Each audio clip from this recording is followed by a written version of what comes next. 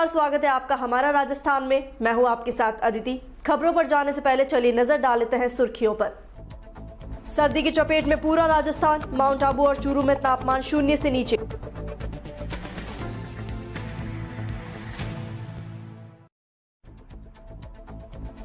झालावाड़ में गोवंश तस्करी करते बदमाश गिरफ्तार, पूछताछ जारी।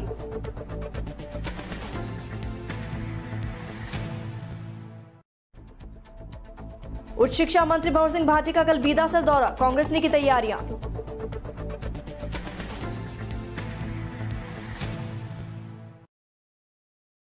अब खबरें विस्तार से। कड़कड़ाती सर्दी ने संपूर्ण राजस्थान को अपनी चपेट में ले लिया है। हाड़ कपा देने वाली सर्दी ने प्रदेश के करीब 3 शहरों में तापमान 0 से नीचे कर दिया है। प्रदेश के एकमात्र हिल स्टेशन माउंट आबू और चूरू समेत सीकर के फतेहपुर में पारा लगातार दूसरे दिन माइनस में दर्ज किया गया। उत्तर भारत के पहाड़ी इलाकों में हो रही बर्फबारी के कारण पूरा प्रदेश सर्द हवाओं की चपेट में है। जबरदस्त सर्दी के कारण माउंट आबू और चूरू जैसे शहरों में लोगों की आवाजाही कम देखने को मिल रही है। इन स्थानों पर पारा माइनस के नीचे होने के कारण यहां पानी भी अब जमने लगा है। वहीं प्रदेश के पश्चिमी इलाके में स्थित बाड़मेर और जैसलमेर में सर्दी कहर ढा रही है। पगारिया पुलिस ने बुधवार को एक पिकअप में तस्करी के लिए गोवंश को ले जाते 3 युवकों को गिरफ्तार किया है। मामले में अभी और लोगों के शामिल होने की आशंका जताई जा रही है। पगारिया थानाधिकारी रामप्रसाद सहरिया ने बताया कि बुधवार को गश्त के दौरान करावन में एक पिकअप को रुकवाकर पूछताछ की तो उसमें बैठे युवक धीरब सिंह, मुकेश सिंह और विक्रम सिंह गोवंश के बारे में कोई संतोषजनक जवाब नहीं दे पाए। इस पर पुलिस ने पिकअप सहित तीनों युवकों को थाने में ले जाकर पूछताछ की। थानाधिकारी ने बताया कि गोवंश तस्करी में अभी और लोगों के शामिल होने के बारे में पूछताछ की जा रही है।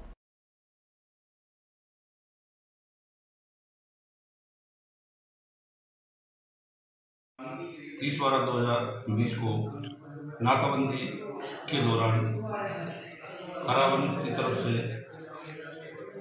आती हुई एक pickup registration number MP 043GA 1326 को रोककर चेक किया गया तो पिकअप में आगे 3 व्यक्ति बैठे हुए थे। एक ने अपना नाम धीरब सिंह, दूसरे ने अपना नाम मुकेश सिंह और तीसरे ने अपना नाम विक्रम सिंह बताया, जो आमा MP थाना सुहासरा के रहने वाले थे। इनसे पिकअप में भरे हुए दोनों गोवंशों के बारे में पूछा तो इन्होंने कोई संतोषप्रद जवाब नहीं दिया। ना ही इनके पास गोवंश को ले जाने का कोई परमिशन या अनुज्ञा पत्र नहीं होना पाया गया। इससे ये लगता है कि ये लोग इनको गोवंश तस्करी के लिए लेकर जा रहे थे। इस संबंध में थाना आधार पर प्रकरण दर्ज किया जाकर अनुसंधान जारी है और इनसे और भी पूछताछ की जा रही है। ठीक है। उच्च शिक्षा मंत्री भंवर सिंह भाटी के बीदासर दौरे को लेकर नगर कांग्रेस कमेटी की बैठक आयोजित हुई। इस बैठक में कल होने वाले कार्यकर्ता सम्मेलन की तैयारियों पर चर्चा की गई। चूरू के प्रभारी मंत्री भंवर सिंह भाटी कल 31 दिसंबर को बीदासर के नवनिर्मित पुलिस थाना भवन का लोकार्पण करेंगे। इसके अलावा मंत्री भाटी बीदासर में आयोजित कांग्रेस कार्यकर्ता सम्मेलन में शिरकत करेंगे। कार्यक्रम के लिए नगर कांग्रेस कमेटी की बैठक हुई, जिसमें सभी तैयारियों को लेकर चर्चा की गई।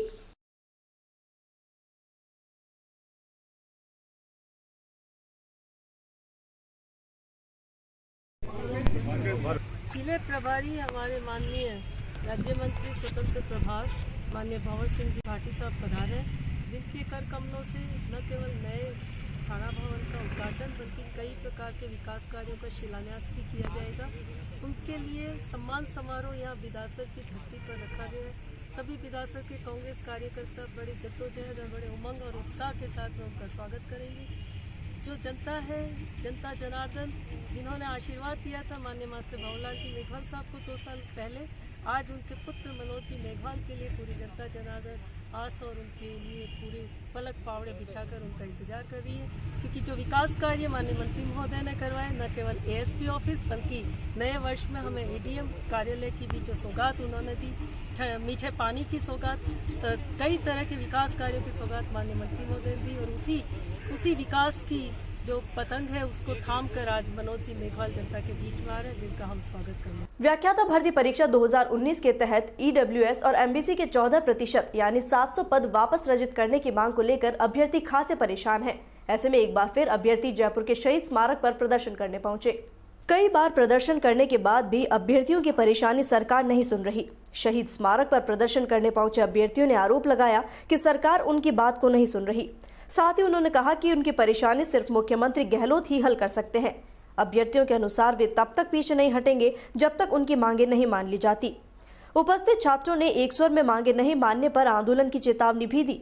वहीं स्थल पर महिलाएं भी मौजूद थी जो सरकार से न्याय की गुहार लगाती नजर आईं।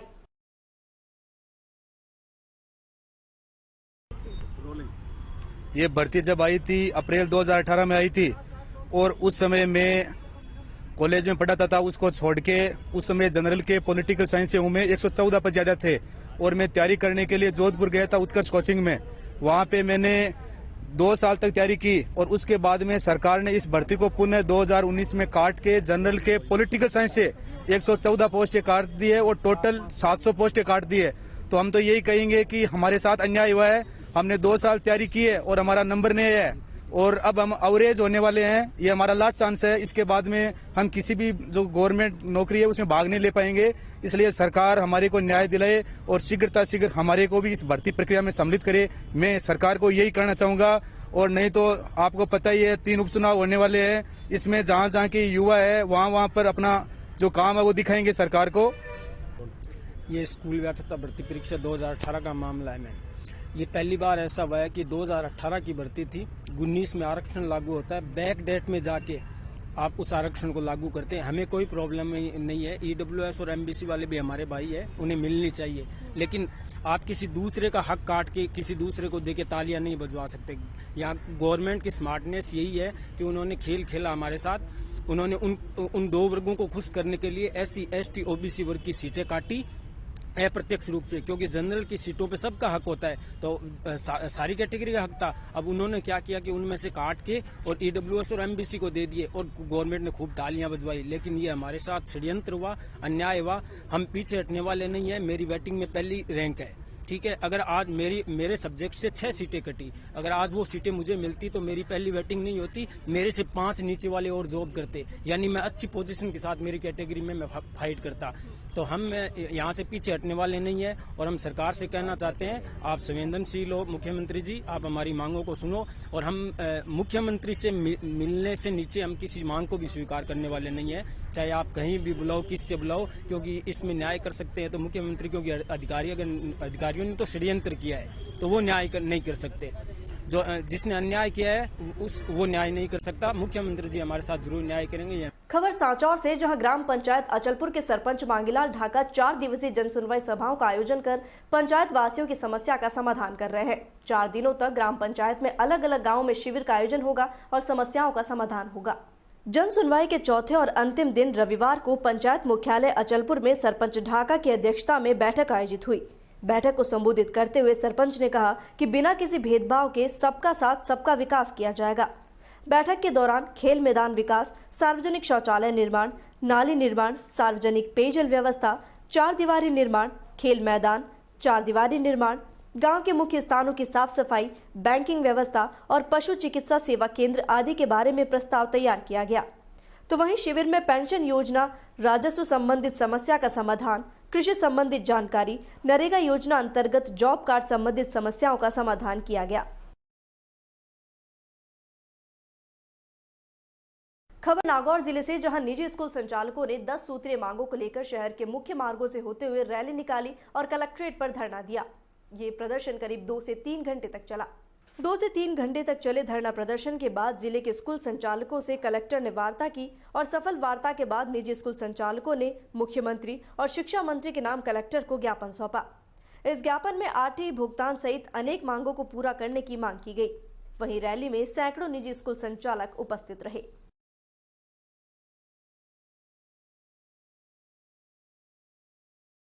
खबर राजधानी जयपुर से, जहां मुरलीपुरा थाना पुलिस ने फिरौती के लिए व्यवसाय का अपहरण करने वाले गिरोह का पर्दाफाश किया। बुधवार को मामले में 2 व्यक्तियों को गिरफ्तार किया।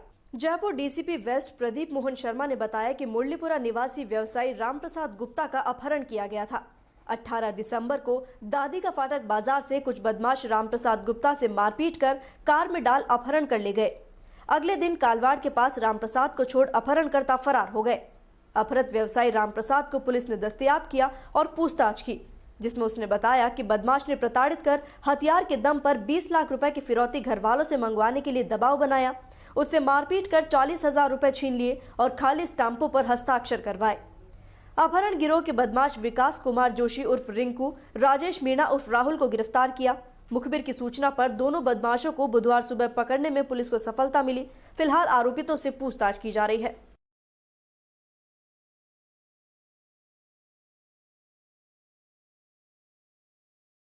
जयपुर के आबादी वाले इलाके में बुधवार सुबह एक तेंदुआ घुस गया, जिससे इलाके में हड़कंप मच गया।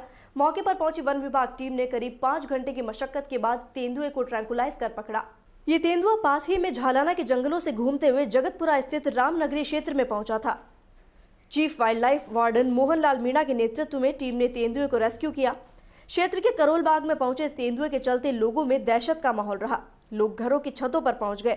इसके बाद तेंदुआ एक खाली मकान में झाड़ियों में जाकर छिप गया, जिसके कारण उसे ट्रैंकुलाइज कर काफी दिक्कतों का सामना करना पड़ा। झाड़ियों में छिपा होने के कारण तेंदुए को रेस्क्यू करने में दिक्कतें आई। जानकारी के अनुसार 5वीं बार में तेंदुए को ट्रैंकुलाइज किया जा सका। उधर कॉलोनी में तेंदुए को देखने के लिए आसपास के इलाके से लोगों की भीड़ जुट गई। सुरक्षा को देखते हुए मौके पर वन विभाग के सुरक्षा गार्ड के अलावा पुलिस के सिपाही भी तैनात किए गए।